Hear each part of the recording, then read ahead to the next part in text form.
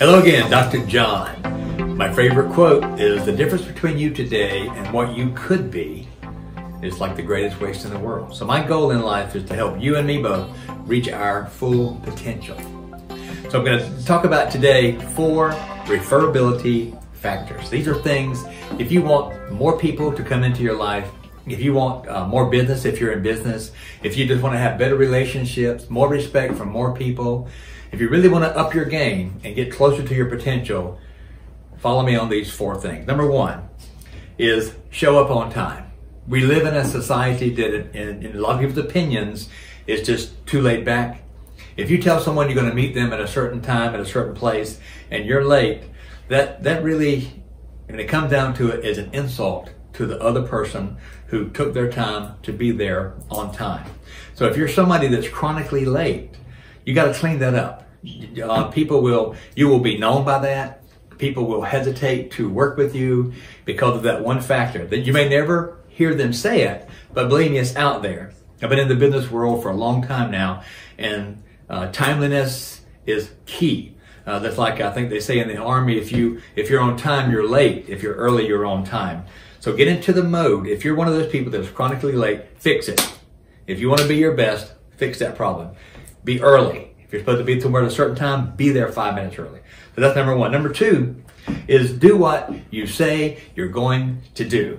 How often do you have a conversation with a friend or a business person or an associate, whomever, and you ask them about this, and they say, yeah, I'm gonna do that, blah, blah, blah, blah, blah, and then they don't do it. Well, you assume since they said they would do it, that it would be done, so you put that out of your mind, you're on to the next thing in your life, and then you find out later, quite by surprise, and you're not happy with it, that they didn't do what they said they would do. So I'm telling you, don't be that person. If you tell somebody that you're going to do something, by golly, do it. Go back to the old quote, your word is your bond.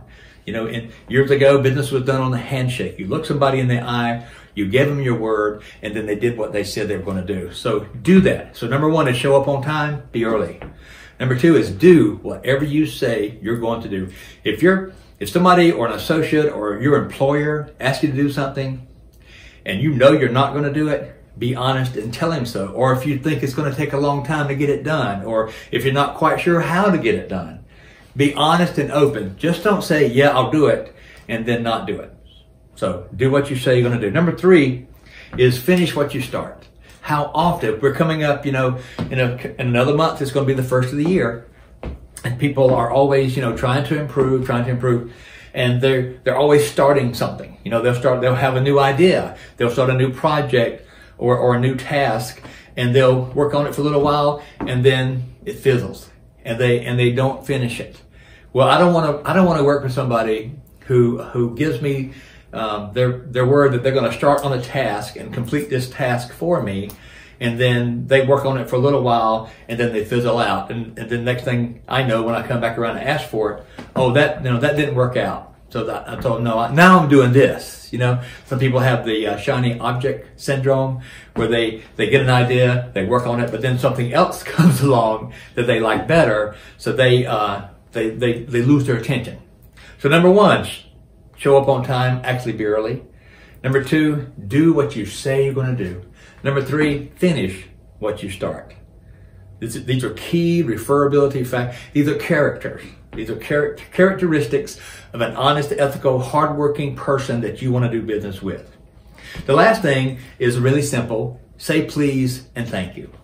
Now, I'm from the South, and yes, and I grew up in a family where, yes, we said please and thank you and excuse me and Mr. and Mrs. and yes, ma'am, and we did all that. And you may not have grown up that way, and that's your business. I'm not making anybody right or wrong, but you'll never go wrong with being polite.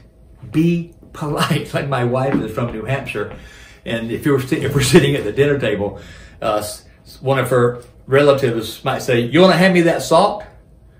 Like for their food. And I'm thinking, that's not how we say it. We say it, "Would you please hand me that salt?" There's a big difference, and I know some of you are laughing at this, but that's, always, if you can somehow, and it doesn't matter if you're the boss, if you're the guy in charge, and you got all these people working for you, always be nice. Always say please. Mary, would you please get this file for me? or Joe, would you please handle this account for me? So always use that please. And then if somebody does it, always say thank you. The two words thank you are terribly missing in our vocabulary. Saying thank you not only shows the other person that you appreciate what they did, but it does something for you. Because every word out of your mouth goes back into your ears. And so whatever comes out here, you're programming yourself. So get into the habit of being nice and asking please and saying thank you. I promise you, you'll see a difference. You will see a difference, especially if you're not one of those people that says please and thank you. I visited New York when my wife and I, after we had gotten married, we were there, and I would, I like people. I like to smile. I'll smile at people I don't know because I think that's a big characteristic, and I'm just a happy person anyway. And my wife would share with me, you see somebody walking on the sidewalk, in New York, and all the hustle and bustle, and you smile at somebody, they look at you like, what's wrong with that guy? What's wrong with him? And again, down in the South, we do a lot of waving. If you see somebody coming in a car, just wave, just throw up your hand and wave. And I realized, again, that's my upbringing. But back to the 4 basics. Number 1, show up on time. I promise if you start doing that and you become more dependable in that area, more business will come, more relationships will come. Number 2, do what you say. You're only as good as your word. Keep your word and do it. Number 3, finish what you start. Don't be one of these people that get started and then off on something else. And then number 4, say please and thank you. So my goal is to help you and me reach our potential to be the best we can be. All right? So do these things, and I appreciate you. Have a fantastic day. I'll see you next time.